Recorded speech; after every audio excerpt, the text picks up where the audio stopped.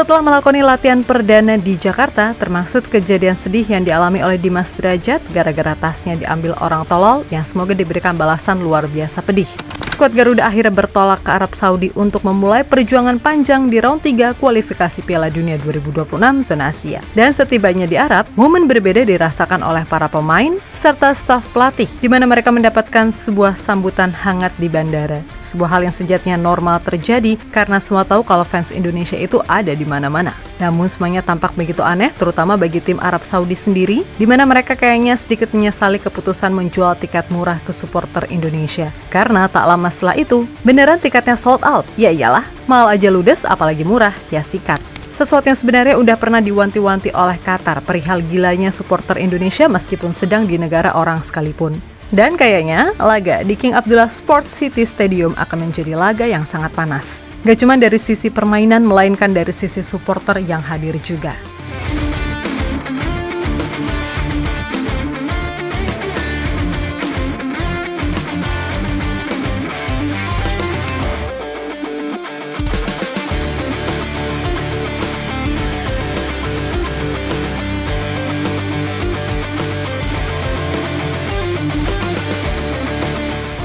Semua paham kalau fans bola Indonesia itu merupakan salah satu yang paling gila di dunia. Bahkan ketika main di luar negeri pun, timnas Indonesia nyaris selalu nggak pernah kekurangan dukungan. Contohnya ya kemarin, saat Indonesia U19 melawan Korea Selatan. Dalam laga yang berkesudahan 3-0 bagi Korea, tampak jelas kalau malahan yang kelihatan seperti tuan rumah adalah Indonesia. Padahal itu hanyalah sebuah turnamen uji coba, dan yang main pun timnas junior gitu loh. Tapi fanatismenya gokil, dan sayangnya Indonesia harus keok 3-0 dari Korea Selatan.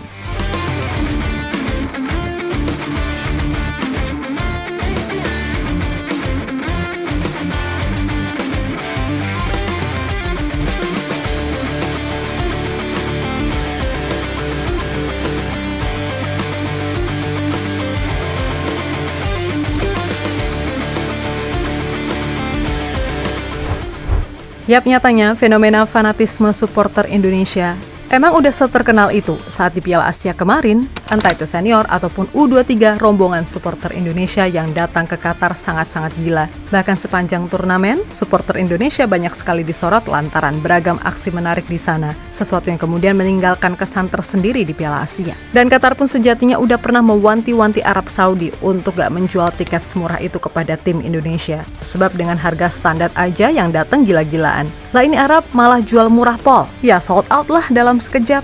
Emang sih Arab negaranya tajir melintir, tapi mereka heran juga melihat nasionalisme supporter Indonesia yang dirasa beneran gokil.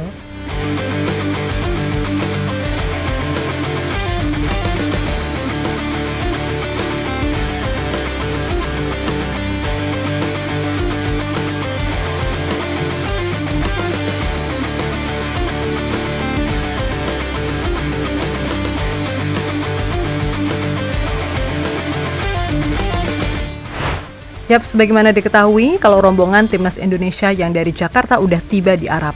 Dan di bandara pun rombongan timnas disambut hangat. Memang secara jadwal, semua pemain dipastikan akan berkumpul lengkap pada tanggal 3. Karena para pemain aboard pun juga baru OTW kemarin. Jadi semisal sampai pun harus istirahat dulu. Dan yang pasti, mereka-mereka udah pada OTW, yang mana itu terlihat dari story di sosial media mereka masing-masing.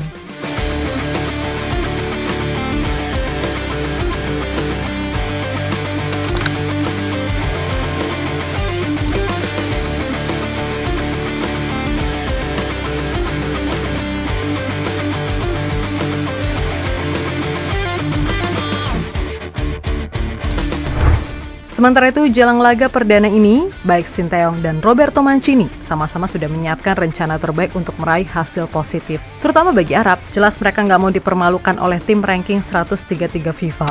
Apalagi secara rekor, Indonesia beneran sulit banget buat menang dari Arab selama ini. Meskipun begitu, menurut pelatih timnas Irak, Jesus Casas, Indonesia adalah tim yang progres perkembangannya paling nyata. Sebab berkaca dari pengalamannya bertanding melawan Indonesia, ya memang seperti itu kenyataannya. Dilihat dari semakin menipisnya jumlah gol yang bisa mereka cetak ke gawang Indonesia, serta kualitas permainan Indonesia yang semakin meningkat. Bahkan Jesus Casas berani menyimpulkan kalau kemenangan timnya yang diraih atas Indonesia murni karena pengalaman. Karena semua tahu jika Indonesia ini mayoritasnya adalah pemain muda. Maka dari itu Jesus Casas menganggap kalau skuad Garuda pasti jauh lebih matang terutama dalam menghadapi tekanan. Sehingga itu pastinya nggak akan mudah bagi Arab Saudi untuk bisa menang gitu aja.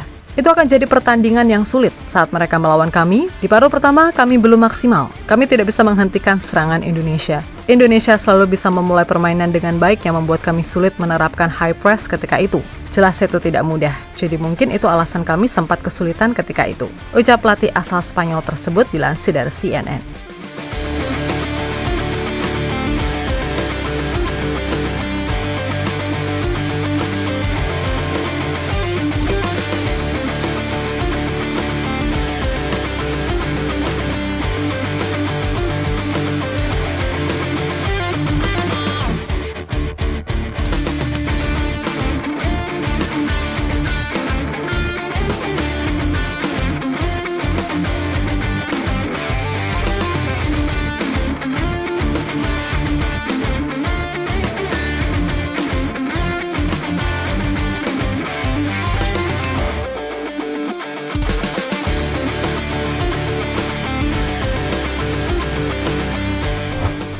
Di sisi lain, meskipun pastinya sangat sulit, apalagi dengan lini belakang yang mengkhawatirkan, Coach Shin sendiri tetap merasa optimis kalau skuadnya bisa kok memberikan kejutan.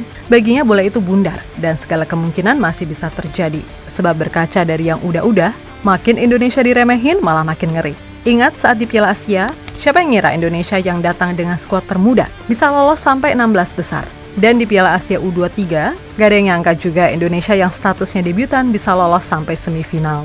Mana ngalahin tim-tim macam Australia, Jordania, dan Korea Selatan pula. Lalu saat di kualifikasi Piala Asia juga, gak ada yang nyangka kalau Indonesia bisa menang di kandang Kuwait. Jadi ya memang dalam sepak bola sekali lagi semua bisa terjadi. Termasuk di laga versus Arab Saudi nanti yang mana Coach Shin percaya meskipun Arab kini dilatih pelatih sekelas Roberto Mancini, tapi Indonesia juga punya peluang yang sama untuk meraih hasil bagus. Pelatih Roberto Mancini memang salah satu pelatih terbaik, apalagi di bawah naungannya, timnas Arab Saudi juga sudah berinvestasi banyak. Mereka adalah tim yang baik, tetapi bola itu bundar. Untuk itu kita harus lebih fokus lagi dan lebih baik lagi. Pastinya tidak akan ada yang tahu hasilnya seperti apa sampai pertandingan selesai.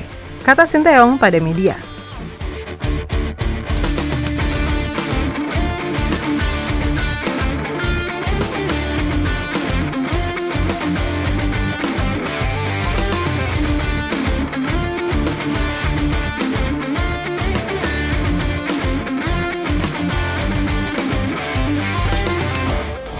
Yap, terlepas dari apapun, peluang untuk seenggaknya mencuri 1 poin itu tetap ada. Bahkan menang pun juga bisa terjadi, karena sepak bola memang nggak bisa diprediksi. Siapa tahu ya kan, Indonesia dapat 1 gol jatuh dari angkasa, habis itu bisa mempertahankan sampai akhir. Pokoknya data biarlah data, dan sepak bola terlalu indah jika cuma dilihat dari data.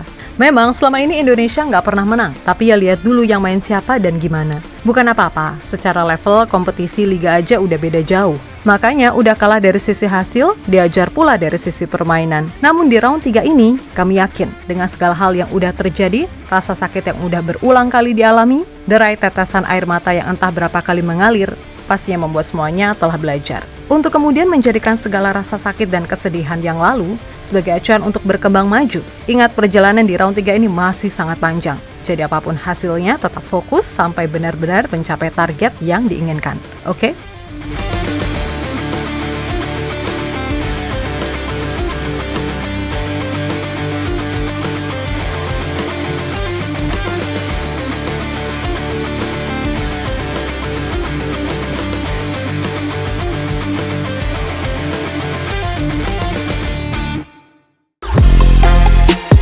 Halo, izin iklan sebentar ya guys. Jadikan ruangmu bernuansa timnas. Temukan beragam poster dinding, sepak bola dan timnas dengan desain menawan, kualitas premium dan harga yang tidak akan menguras kantong. Segera klik link Shopee di deskripsi video ini dan dukung timnas dengan sepenuh hati.